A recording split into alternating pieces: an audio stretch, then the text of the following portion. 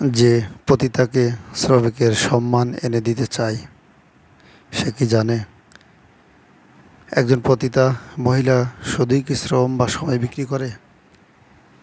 সে তো বিকিয়ে দেয় তার সম্মান, তার পরিবার, তার সাজানো গোছানো নির্মল চক্ষু শীতলকারী পরিবার, যেখানে মা থাকে, বাবা থাকে, স্বামী সন্তান থাকে। সে বিলিয়ে দেয় তার সমাজ, যেখানে তার জন্য সম্মানজনক ব্যবস্থা থাকে। বাসে মহিলা সিট, হাসপাতালে মহিলা বিভাগ, মসজিদে মহিলা নামাজের স্থান, মহিলা মাদ্রাসা ইত্যাদি।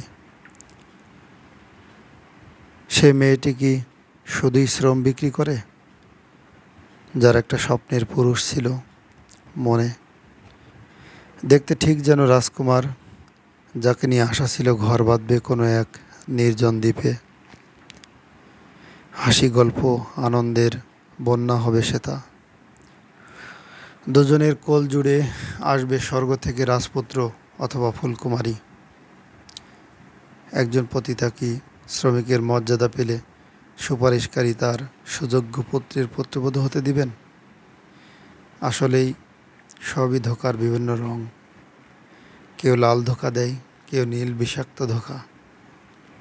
এটা হলো কমলা রঙের ধোঁকা, দেখতে খুবই লোভনীয় কিন্তু টক।